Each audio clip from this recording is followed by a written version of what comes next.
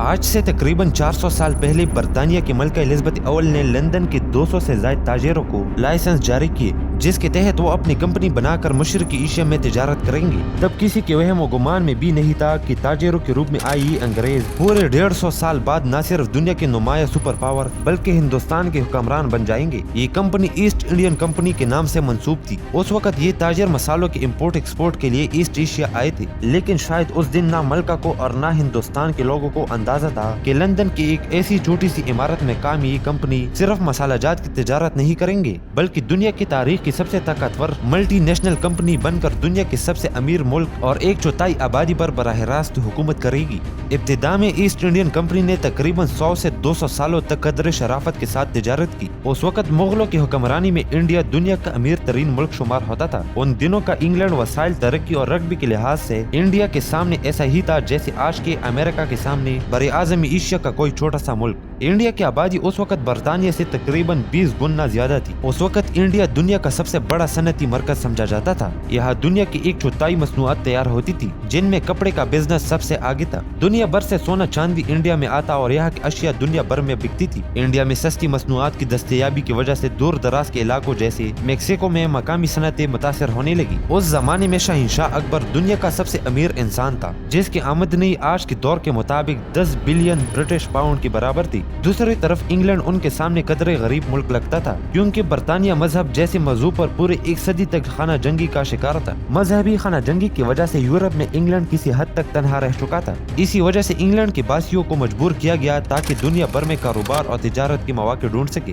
یہ وہ وقت تھا جب یورپ کے بڑے طاقتیں مسالہ جات کی تجارت میں اجارہ داری کے لیے ایک دوسرے کے ساتھ دست و گریبان تھی۔ اس وقت فریجز کی عدم موجودگی میں گوشت اور دیگر کھانے بدبودار ہو جاتے تھے، اس لیے ایسے میں ان کھانوں کو استعمال کے قابل بنانے کے لیے مسالہ جات کی اہمیت اتنی زیادہ تھی کہ لوگ اپنے دولت کو مسالوں کے ساتھ ماپتے تھے۔ ایسٹ انڈین کمپنی سے پہلے ایسٹ ایشیا میں مسالہ جات کی تجارت کے لیے لیونٹ کمپنی 2 مرتبہ کوشش کر چکی تھی، مگر انہیں نقصان کا سامنا کرنا پڑا تھا۔ لیکن ایسٹ انڈین کمپنی کو جو لائسنس ملا تھا اس میں انہیں مانگی گئی مراعات سے بھی زائد عطا کیا گیا تھا۔ کچھ سالوں تک انہوں نے ایسٹ ایشیا میں مسالہ جات کی تجارت کی، لیکن اس دور میں یورپ کا نوآزاد ملک ہالینڈ مسالہ جات کی تجارت میں اپنی معاشی مضبوطی کی وجہ سے چا چکا تھا۔ اس لیے انگریزوں نے فیصلہ کیا کہ مسالہ جات کو ان پر چھوڑ کر انڈیا سے کپڑے اور دیگر اشیاء پر توجہ مرکوز کی جائے۔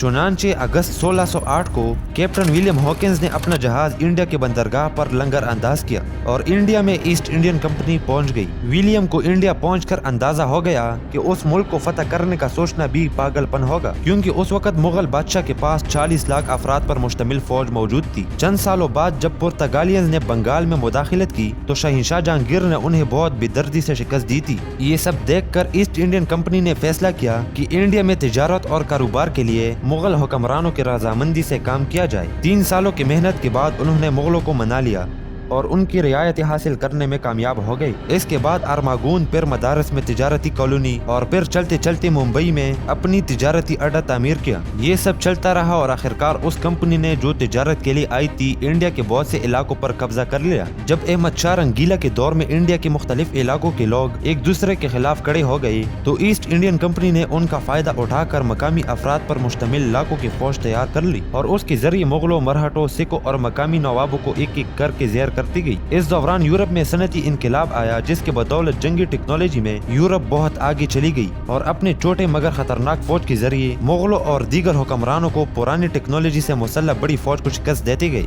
اگست 1765 کو ایسٹ انڈین کمپنی نے نوجوان مغل بادشاہ شاہ عالم کو جنگ میں ہرا کر اسے مجبور کر دیا کہ وہ بنگال کو کمپنی کے حوالے کر دے۔ یہ انڈیا کو نو آبادی بنانے کا سب سے اہم مرحلہ تھا، جس کے بعد یہ کمپنی انڈیا کے مالک بن بیٹھی اور جہازیں بھر کر انڈیا سے لوٹا ہوا مال لندن پہنچنا شروع ہو گیا۔ صرف میسور کے شیر کہلانے والے ٹیپو سلطان نے کمپنی کو 2 بار جنگ میں شکست دی تھی، تاہم انڈیا کے دیگر حکمرانوں نے کمپنی کے ساتھ مل کر ٹیپو سلطان کو دھوکہ دیا اور انہیں قابو کر دیا گیا۔ ٹیپو سلطان کی موت کے بعد 1799 کو کمپنی نے برطانوی راج کی طاقت کو استعمال کر کے 19ویں صدی کے شروع میں دنیا کی سب سے بڑی قوت بن گئی اور 20 کروڑ آبادی کی انڈیا پر قابض ہو گئی۔ لیکن پھر اس کمپنی کا بھی زوال شروع ہو گیا اور برطانیہ میں ان پر بہت زیادہ قرضہ چڑھ گیا، جس کے تحت برطانوی پارلیمنٹ نے ایسٹ انڈین کمپنی سے حق تجارت حاصل کیا۔ جب 1857 کی جنگی آزادی میں کمپنی کے سپاہیوں نے بغاوت کی تو برطانیہ نے فیصلہ کیا اور ان ہزاروں سپاہیوں کو بازاروں اور سڑکوں پر لٹکا دیا گیا۔